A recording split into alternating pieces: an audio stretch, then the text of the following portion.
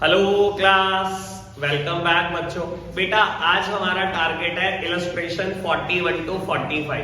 ठीक है जी बाबू, रोज 5 क्वेश्चन कर रहे हैं, अगले 2 दिन में चैप्टर भी फिनिश हो जाएगा।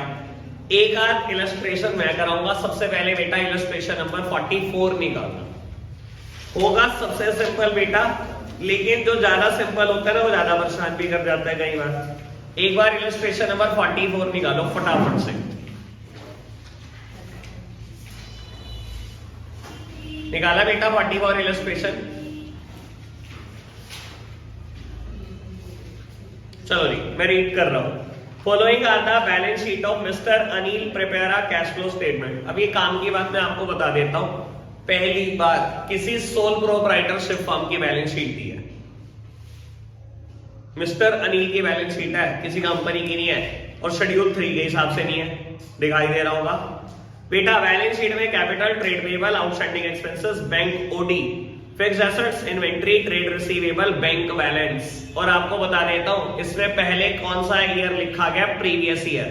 ये हमेशा देख के करना, इंक्रीज हो रहा है या डिक्रीज हो रहा है। कहीं फंस जाओ बेटा इस चीज में, छोटी सी चीज में, ठीक है ना। हमेशा पहले करंट ईयर नहीं लिखा होता बेटा, कंफ्यूज करने के लिए जान के पहले प्रीवियस ईयर दे देता है आपको। ठीक है जी। नीचे बेटा अदर इन्फो लिखी गई है। मैं बोल रहा हूं हद से ज्यादा आसान क्वेश्चन है, लेकिन हद से ज्यादा परेशान कर सकता है आपको अगर कोई चीज भी मतलब गलत सोची तो।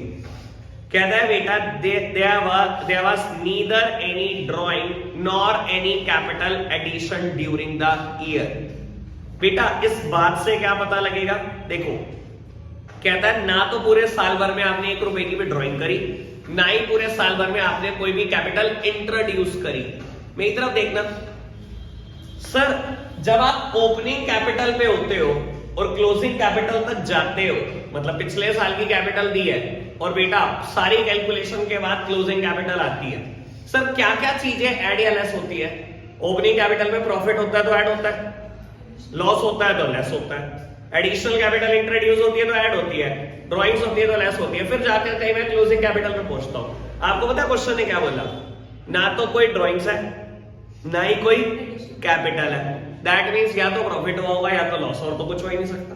और आप कैपिटल की तरफ एक बार नजर घुमाना। पहले कैपिटल कितनी थी? 3 लाख।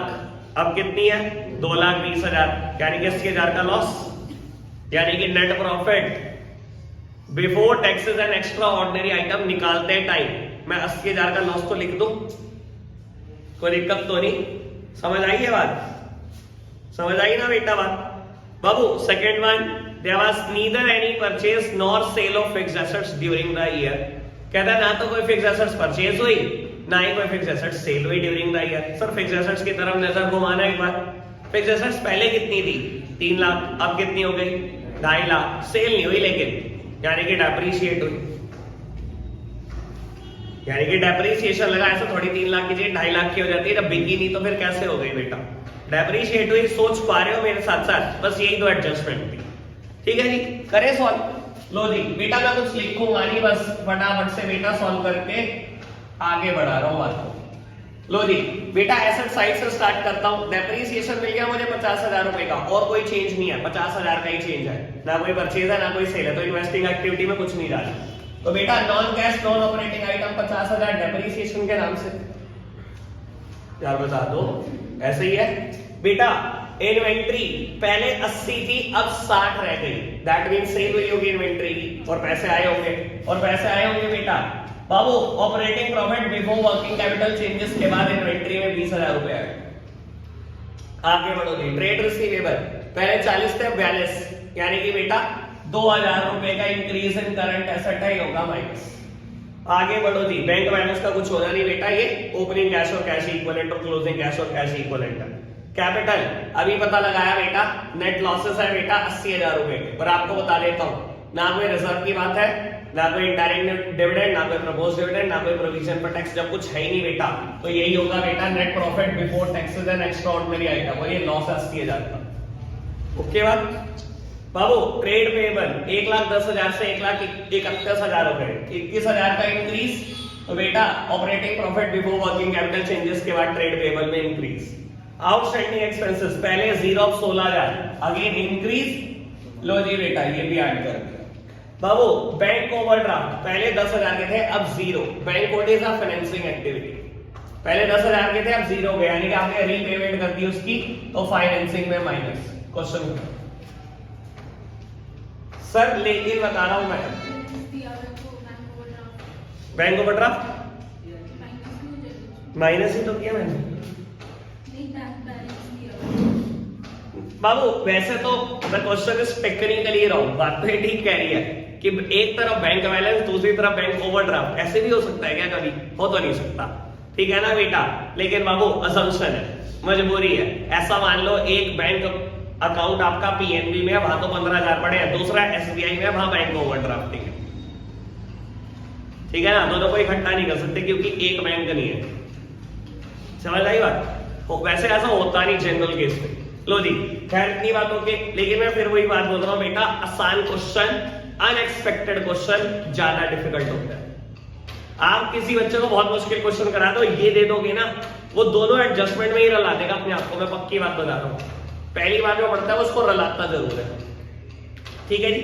एक बेटा मेरे को अभी 43 की फाइनेंसिंग एक्टिविटी आपके साथ करनी है, ठीक है ना। इलस्ट्रेशन नंबर 43 निकालना, इलस्ट्रेशन नंबर 43 रीड करें बेटा। बाबू कहता है from the following balance sheet of XY limited as at 31st of March 18 and 31st of March 17 prepare a cash flow statement. बाबू आपको बोला जाता है equity and liability side share holder fund है जिसमें शेयर कैपिटल है बेटा। Note number 1 में 8.5 लाख अब हो गई, पहले 4,60,000 थी। नोट नंबर 1 रीड करना सर। इक्विटी शेयर कैपिटल पहले 4 लाख थी, अब 7.5 हो गई, और 8% प्रेफरेंस शेयर कैपिटल पहले 60,000 थी, अब 1 लाख हो गई, ठीक है जी। दोनों में इशू है, इक्विटी में भी और प्रेफरेंस में भी, कोई दिक्कत नहीं, बढ़ते चलो। Reserves and surplus, reserves and surplus note number 2 मैंने देखा जनरल रिजर्व है और बेटा P&L का बैलेंस है, ठीक है जी। Non current liability, long term borrowing, बेटा long term borrowing note number 3 है। नोट नंबर 3 में अगर पढ़ता हूं तो बेटा 10% डिवेंचर थे जो पहले 2 लाख थे, अब 1,80,000 हो गए बेटा। फाइनेंसिंग एक्टिविटी जहां जहां से हो सकती थी मैंने तीनों बातें पढ़ दी, जबकि रिजर्व्स एंड सरप्लस से हो नहीं सकती थी, मैंने वो भी पढ़ दी, ठीक है जी। एक एडिशनल इन्फो देख लो बेटा ढंग से, जिसमें 1 मत लिखो, पार्ट नंबर 2 देख दो। Interim dividend paid on equity share is 80,000। प्यारे बच्चों, अगर आपको एक बात मेरी ध्यान हो, मैंने फाइनेंसिंग एक्टिविटी में कहा था सब भूल जाना, एक बात कभी ना भूलना। अगर आपको कह दिया गया इंटरिम डिविडेंड इक्विटी शेयर का 80,000 पे कर दो, तो बेटा इक्विटी से पहले प्रेफरेंस का डिविडेंड पे होगा। ऐसी कोई कंपनी नहीं है बेटा जो इक्विटी का डिविडेंड पे कर देगी और प्रेफरेंस का पेंडिंग छोड़ देगी। कंपनी में पेमेंट बांटने का एक फिक्स सीक्वेंस है, याद है ना बेटा, ये बात बताई हुई है ना आपको बात। तो बाबू मुझे सिर्फ फाइनेंसिंग एक्टिविटी करनी है, आप सब मेरे साथ साथ सॉल्व करा दो एक बार फाइनेंसिंग एक्टिविटी, ठीक है जी। लो नहीं, मैं ये नहीं कह रहा कि सीक्वेंस से लिखना होगा, लेकिन इक्विटी का डिविडेंड जब दोगे तो प्रेफरेंस का दे जरूर देना। चाहे सबसे ऊपर फाइनेंसिंग में इक्विटी का डिविडेंड दे दो, चाहे सबसे आखिरी में प्रेफरेंस का दे दो, पर दे जरूर दे।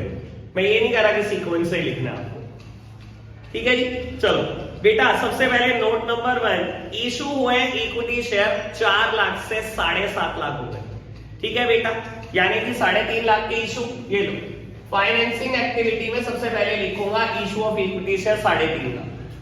कोई दिक्कत कोई परेशानी तो नहीं बाबू? हाथों हाथ डिविडेंड पे कर दो, कर दो हाथों हाथ डिविडेंड पे। बेटा इक्विटी का डिविडेंड पे करना है, कितना कहता है इंटरिम डिविडेंड 80,000 रुपए, ये मेरे को एडिशनल इन्फो कहती है, और एडिशनल इन्फो एक जगह नहीं जाती, 2 जगह जाती है। अब दूसरी जगह कहां जाएगी? Working note. वर्किंग नोट क्या कहता था? Difference in the SPL plus कर दो transfer to reserve plus interim dividend provision for tax current year proposed dividend previous year minus refund of income tax, यही बातें करता था। तो सर वर्किंग नोट बना रहा हूं, difference in the SPL. Sir SPL में डिफरेंस है, देखो बेटा नोट नंबर 2, 1,70,000 पहले था, अब 1,20 हो गया। डिफरेंस कैसे निकलता है? क्लोजिंग माइनस ओपनिंग, यानी कि 1,20 माइनस 1,70, 50,000 का डिफरेंस एसपीएल में प्लस ट्रांसफर टू रिजर्व, ऊपर ही दिया है ट्रांसफर टू रिजर्व। बेटा बाबू आराम से देख लेना, इस बार रिजर्व में अमाउंट बढ़ी नहीं गिरी है। डिक्रीज इन द रिजर्व, पहली बार किसी क्वेश्चन में हो रहा होगा मैं रिजर्व माइनस में लिख रहा हूं, पहली बार हो रहा है किसी क्वेश्चन में मैं रिजर्व माइनस में लिख रहा हूं, 43 क्वेश्चन पे हूं, अब तक नहीं लिखा, कोई दिक्कत तो नहीं? दो बात समझ में आई? सर इनडायरेक्ट डिविडेंड इधर देखना, ये जो 80,000 बांटता है इनडायरेक्ट डिविडेंड, ये यहां पर बेटा जाता है प्लस होता है। ओके बात, चलो अब तक बताओ कोई दिक्कत कोई परेशानी तो नहीं? सर प्रेफरेंस शेयर भी तो थे बेटा आपको नोट नंबर 1 में, बेटा 60,000 से 1 लाख हो गए, यानी कि बेटा इशू ऑफ प्रेफरेंस शेयर 40,000। अब मेरे को बेटा डिविडेंड तो इस पे भी देना, आपने इक्विटी में डिविडेंड दे दिया, पर ऐसा तो नहीं सकता प्रेफरेंस का ना दिया हो।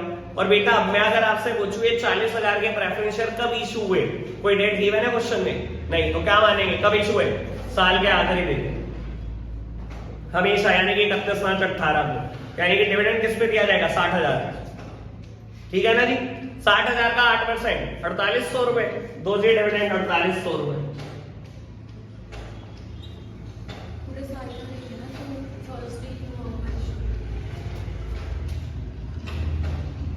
60,000 के प्रेफरेंस शेयर थे 31 मार्च 17 को, और 31 मार्च 18 को हो गए 1 लाख रुपए। मैं ये पूछ रहा हूँ ये 40,000 का एडिशन कब हुआ? कुछ नहीं पता होता, हमेशा साल के आखिरी दिन होता है 40,000 का एडिशन। तो मैं डिविडेंड किस पे दूंगा? ये तो साल के आखिरी दिन इशू हुए, इसको भी डिविडेंड दे दूं, ये रहे मेरे पास एक दिन रहे, डिविडेंड किसको दूंगा? इसको दूंगा पूरे साल का। ये देर को अब बात समझ आ रही? कितने दिन हो गए करते करते? हाँ जी, मशीनरी की परचेज ना दिया आखिरी दिन, डिवेंचर का इशू ना दिया आखिरी दिन, डिवेंचर का रिडेम्पशन ना दिया आखिरी दिन, इक्विटी का बायबैक ना दिया आखिरी दिन, इक्विटी का इशू ना दिया आखिरी दिन, हमेशा आखिरी दिन माना। ठीक है जी? तो बेटा मैंने डिविडेंड दिया, अब काम की बात, सर यहां पर वर्ड था डिविडेंड ऐड करना, इनडायरेक्ट डिविडेंड। मैंने कभी नहीं कहा बेटा इक्विटी या प्रेफरेंस, दोनों का डिविडेंड ऐड होता है। ठीक है ना? अब बचा भी है बेटा, आप खुद सोचो अगर थोड़ा सा दिमाग लगा सकते हो तो। सर जब मैं एसपीएल बनाता हूं तो प्रॉफिट आफ्टर टैक्स निकालता हूं, है ना? Profit before tax minus income tax PAT आ जाता है। और मैं जब आपको समझा रहा था मैंने आपको बताया था बेटा कंपनी भी एक पीएनएल एप्रोप्रिएशन अकाउंट बनाती है, जिसमें वो क्या करती है बेटा अपने ओनर से ड्यू अमाउंट को बेटा एप्रोप्रिएट करती है। जो प्रॉफिट आफ्टर टैक्स आता है बेटा इसमें से हम बांटते हैं interim dividend, transfer to reserve, proposed dividend of the previous year. तो बेटा प्रेफरेंस को कुछ दूंगा, डिविडेंड वो भी तो यही दूंगा, मैंने कब एसपीएल में दिया। और मुझे क्या चाहिए बेटा? Profit before taxes. सर अगर ये मैंने एप्रोप्रिएट किया है, मुझे प्रॉफिट बिफोर टैक्सेस तक जाना है, तो ये सब ऐड ही तो करूंगा, तभी तो पहुंचूंगा प्रॉफिट बिफोर टैक्सेस तक। तब भी ऐसे समझाया था, आज भी ऐसे समझाया था, मैंने कुछ अनोखा नहीं किया बेटा, तब भी ऐसे ही समझाया था ना बेटा। आप सब चीजें एप्रोप्रिएट कर देते हो तब एसपीएल की बात बेटा बैलेंस शीट में ट्रांसफर करते हो, लेकिन मुझे चाहिए बेटा प्रॉफिट बिफोर टैक्स। ये जो एसपीएल मुझे बैलेंस शीट में दिखाई दे रहा है ना 1,20,000 रुपए का, बाबू सब कुछ एप्रोप्रिएट होने के बाद है। वापसी जाओ प्रॉफिट बिफोर टैक्सेस तक, जो जो माइनस किया बेटा सब ऐड करो, कोई दिक्कत तो नहीं? बात समझ में आई अब तक?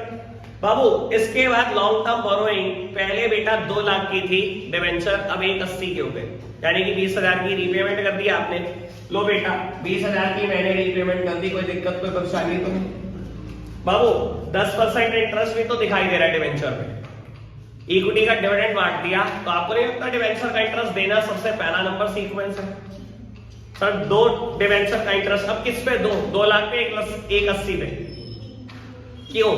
क्योंकि बेटा ये तो 20,000 की रीपेमेंट है, कब हुई होगी? साल के आखिरी दिन, तो यानी कि पूरे 2 लाख पे डिवेंचर का इंटरेस्ट देंगे, कितना बेटा? 10%। 2 लाख का 10% 20,000, और ये 20,000 कहां ऐड होंगे? एडजस्टमेंट है, interest on borrowing non cash non operating item में 20,000 ऐड होंगे। कैलकुलेट हो जाएगा? ये देख लो, वैसे बता देता हूं, प्रॉफिट बिफोर टैक्सेस कैलकुलेट हो गया, इसके अलावा कोई और एडजस्टमेंट इस क्वेश्चन में नहीं है। 14,800 रुपए, और फाइनेंसिंग एक्टिविटी जो भी आएगा बेटा हमने सब कर दिया। ठीक है जी? देखना कुछ नहीं है, आपने खुद से करना है। 41 to 45 लगातार होंगे, ये मत कहना मैंने कर दिया था, मैंने करा था आपने नहीं किया। 41 से स्टार्ट हो जाओ, 45 तक फिनिश करके बताओ, होमवर्क कुछ नहीं है बेटा। ठीक है जी? कल छुट्टी रहेगी बेटा, कल संडे है, ठीक है? परसों मिलेंगे, परसों का टाइम चेंज है 4 से 5। आज के हम इतना ही रखेंगे बेटा, बाय बाय।